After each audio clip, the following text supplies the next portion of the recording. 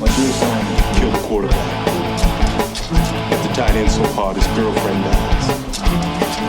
Kill everybody. Those words, of course, from the famous Elvin Mack. This is Tim with Online Big Blue, bringing you the best of New York Giants sports talk and entertainment. Oh, we got a lot of fun coming up because you know what? In a couple days or tomorrow, it's a preseason game. We're going to be playing the Pats.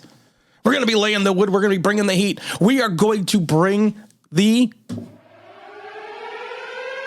Warning, warning, it's the wink attack. Warning, warning, it's the wink attack. The wink attack will be in a full effect coming against the Patriots.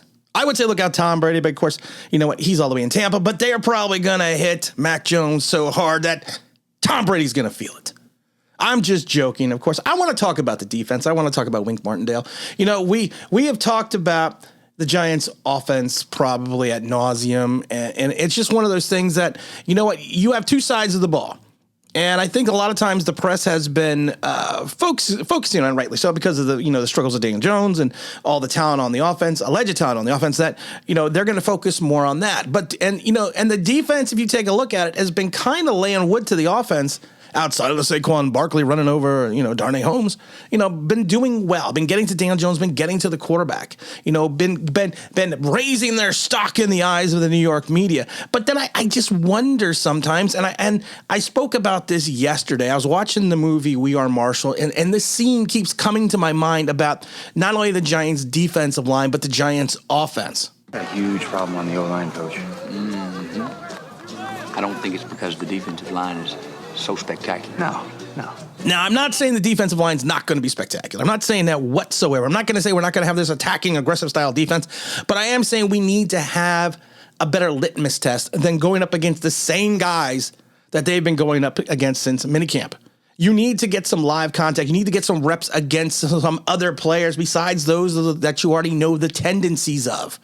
And I think Wink, and I know Wink, is smart enough to understand that. I know Wink is smart enough to understand what he has with his team. And I like it. I've loved Wink. I love Wink Martindale. I said it before when the Giants went and signed Joe Judge. The one coach that I want, and you can go back and watch the videos, one coach that I wanted the Giants to sign as their head coach was Wink. I thought he had this fire. He had the resume. He had the determination. He had success for 3 years in a row with Baltimore when he had been with Baltimore since 2012. He was the linebacker coach for like 5 years, and he was the defense coordinator from 18 to 2021. And that 18, 19, and 20 defense was spectacular in Baltimore. Of course, if you take a look at the talent on the roster, and that's what I always refer back to, they had 2 Pro Bowlers at the corners, and they had a Pro Bowl safety. And then you had Matt Judon and a few other players sprinkled in here and there, which gave them the talent to play the wink ball, to play the wink attack, to go after the quarterback and destroy, to wreck cities, to play Godzilla. But do the Giants have that? Do the Giants have these pieces in place that can actually run this style of attacking defense? It reminds me of Buddy Ryan. Buddy Ryan was successful, of course, with the Bears, winning the Super Bowl. He was successful with the 46 zones in Philadelphia. He did have success at times when he was with the Houston Oilers. But when the league started figuring Buddy Ball out more and more, when he went over to the Arizona Cardinals and did not have the players to run the 46, to run Buddy Ball, everything fell apart. Everything collapsed around him.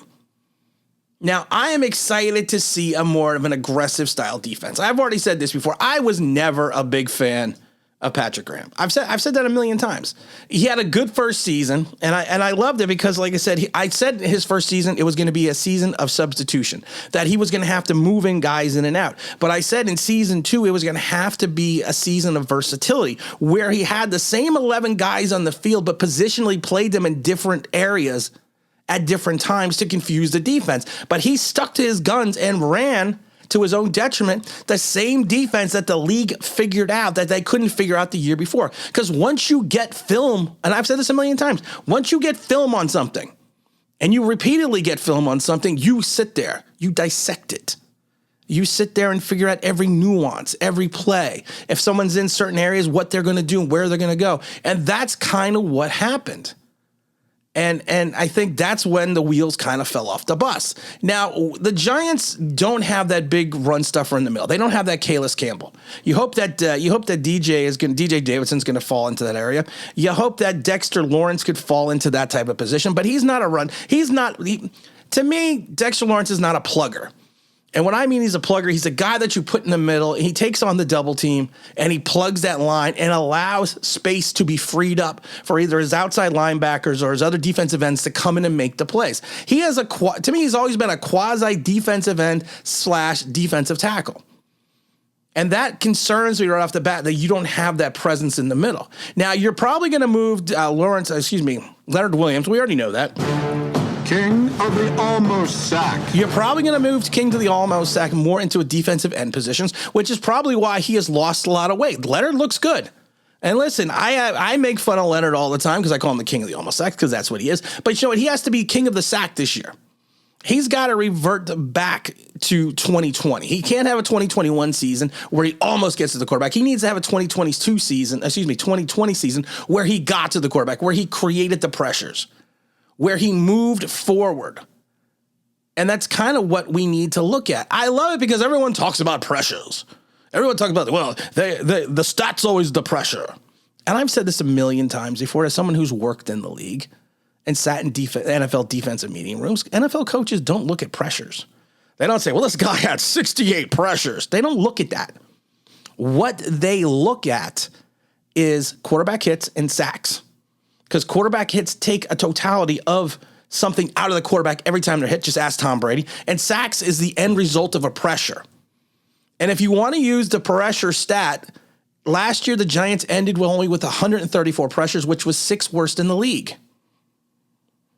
So statistically, you can't even look at it that way and say, and that is probably one of the reasons Patrick Graham had all the issues. And I've said this a million times before. If you have a fantastic defensive line, you can have a poor secondary because you are going to make up for that with a defensive line, limiting the amount of time the quarterback can throw the ball. If you have a great secondary, you can have a poor defensive line because of the fact that they are going to give you more time for the line to get to the ball. And that's what happened with the Giants in 2020. Their secondary at times played stellar. 2021 was a different story. The secondary did not hold as long as they possibly could. You had people having down seasons. Logan Ryan age kind of caught up to him a little bit. James Bradbury had some issues off and on as well. And that was causing the problem. So the biggest issue in my mind is going to be, are the Giants, if you are going to go with this aggressive attacking style of defense, and they have the pieces, I believe, on the outside, especially in the outside linebacker position. I mean, you have Kayvon Thibodeau, you have Azeez Ojulari, Quincy Roche, who's been kind of like relegated to the third team. I don't know exactly what's going on there, but have him as well. Potentially, you have Leonard Williams bringing it up. You will get some pressure from the middle from Dexter Lawrence. So you should have an adequate enough pass rush from those guys, those 4 or 5 guys, to generate a pass rush. We're not going to be the Purple People Eaters. We're not going to be the 85 Bears. We're not going to be the 86 Giants. But we should have enough to allow the secondary the opportunity to hold on and hold on to their assignments for a shorter period of time. We're not going to probably see a lot of 4 or 5 second plays. Hopefully, we're not going to see a lot of 4 or 5 second plays. I should rephrase that. Hopefully, we're not going to. Because if that's the case, you have to be concerned about what the secondary looks like. Darnay Holmes looks like he figured it out. It looks like in year 3, the light went on in his head, and he is sitting there saying, you know what? I get it now. I get what I need to do. I get where I need to be. I get it. But the question is going to be, are you going to play him in the slot? Or are you going to slide him into that CB2 position? Because you know what? We still don't know who is going to man that position. Are you going to take one of the 2 second-year players and move him in and start him alongside of Dory Jackson? Can a Dory Jackson hold up for an entire season as the man, as the boss? As who's the boss? Can he do that? You know what? I hope that he can. Because we're going to need him because we don't have that presence that we had with James Bradbury. James Bradbury, even when he was not playing well, when he had issues, you still had James Bradbury on the field, and he was still that deterrent for some quarterbacks. And I think that may hurt a little bit, But like I said, you also have to worry, who's going to play alongside Xavier McKinney? Is it going to be Julian Love? Will Yusef Corker come in now that Dane Belton's hurt? Corker, like I said, to me, Corker reminds me a lot of Peppers. The only problem is Peppers had more coverage skills than Corker does. Corker is a smaller guy, but he's a thumper. He is a guy that is going to be more of an in-the-box safety. If you take a look at the 2020 season, Logan Ryan and Peppers played something like 65% of their snaps in the box. And I think Corker could fill that role. I don't think he's a starter, but I think he is a good extra linebacker on first and second downs in that quasi-safety linebacker position. But there are a lot of questions depth-wise in the secondary. There's still some questions in my mind in reference to the Giants in regards to the linebacking core. You still have Blake Martinez, who you have to kind of be, you have to be mindful of. You got to keep an eye on that. You got to keep an eye on him a little bit as well. And then you take a look, like I said, at the rest of the linebacking core. Your starters are going to be Blake, Tate Crowder. And what I would refer to as your outside linebackers, you're going to have Kayvon Thibodeau. Basically, your starters are probably going to be Kayvon Thibodeau, Blake Martinez, and Tate Crowder.